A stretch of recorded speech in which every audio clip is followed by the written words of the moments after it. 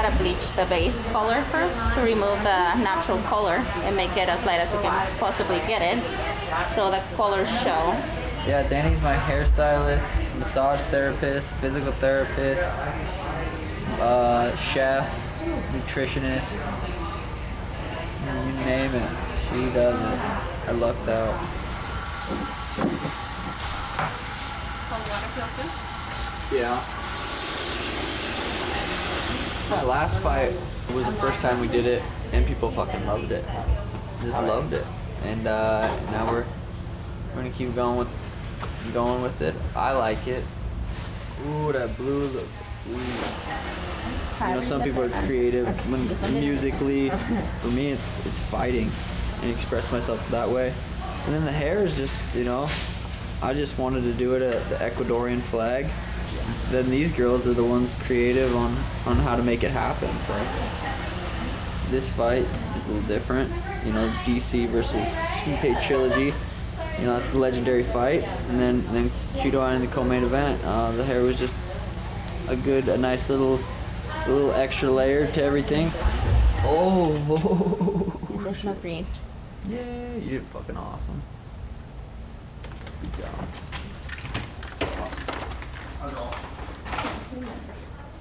Physical distancing policy as required by the county and state. A face covering, such as a mask, is required at all times in our lounge. Fight week starting, you know. It always starts for me on a Sunday.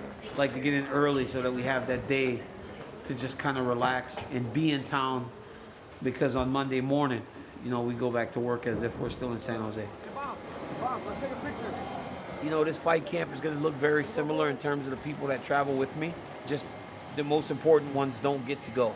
You know, Daniel, Marquita, and Selena. Selena's 7.5 months pregnant, and it's just too risky for her to be in an airport, to be out and about.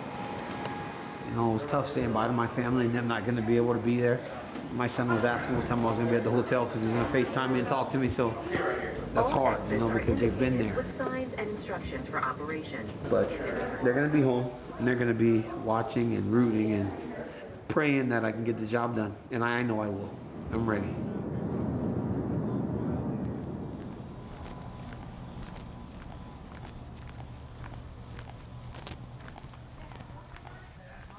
Hey! Get the fuck out of my pool. You guys paying the bill? Yeah, this shit ain't free. There's the buoy. Blow bubbles. Blow bubbles. I brought it for you. You want to go on it? You go first. You ready? Mila, ready? 1, 2, 3. Oh! Oh! I feel great, you know. I think I trained my butt off, you know, in what 10 weeks we had since we signed it. 2, 3, come on.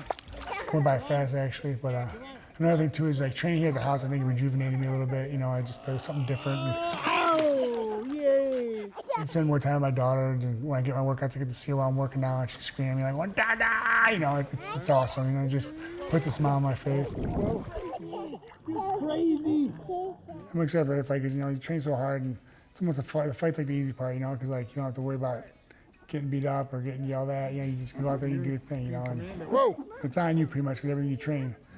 You go out there and have fun, man, and that's what I do. And just happy to, you know, end it finally on this trilogy. It's been a very, very long time. Whoa! Are you now? You're just faking. You're just faking. Yeah. But you know, it's all good. He's an amazing fighter. He's a great competitor. Fortunately, his last fight against me, that sucks.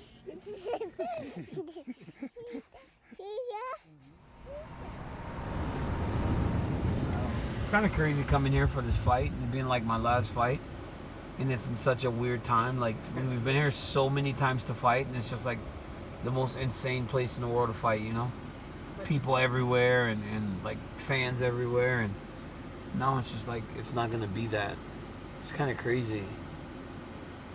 I remember the first time I ever fought in Las Vegas, how excited I was because I had never, you know, we had just come from Strikeforce. This fight's gonna be a little more like your very first fight. It'll be more like that than anything I've ever done. What was it called? Challenger? It was the Strikeforce Challengers. But no, it's like, it'll be like fighting in the sparring room. But Yeah. it was I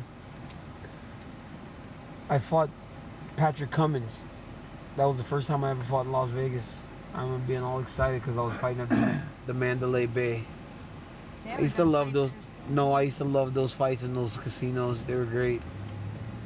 Obviously, T-Mobile's had, you know, a phenomenal arena, but just the whole vibe of fighting at Mandalay and at MGM was real cool.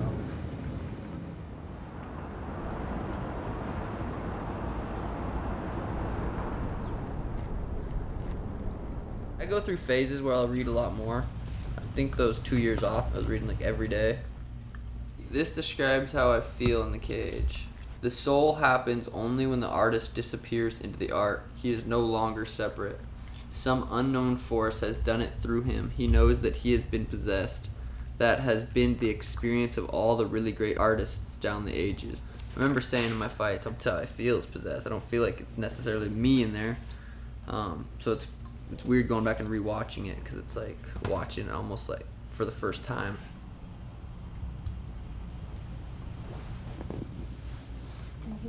Thank you. You're welcome. Cause you're such a good boy. You're so cute. You know that. Alright, let's go throw a couple things in the suitcase. Things that I always take: my humidifier, an air filter, a couple video games, foam roller. Usually I'll pack a couple sweet outfits with some sweet shoes and stuff for media day. But now it's all online. It just doesn't get me as motivated to dress as sweet. It's still cool doing the virtual stuff, but not the same. The fact that we can even fight, like, we're so lucky we can go out there and make money doing what we love at a time like this. So can't really complain too much.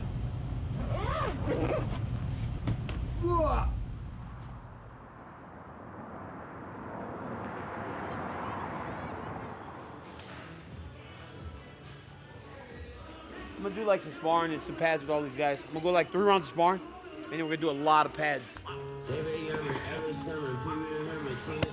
Trilogies are very rare, and to be involved in one is amazing. I remember going to Houston with Kane for the JDS trilogy and just thinking how special it was. So to be in that same situation 7 years later is really amazing for me. Stay relaxed, composed, give me angles at all times. He won't be able to find you at all. And I respect my opponent. You know, I think he's a phenomenal opponent. I think he's good. There it is. Chop up with that hook when he goes back down.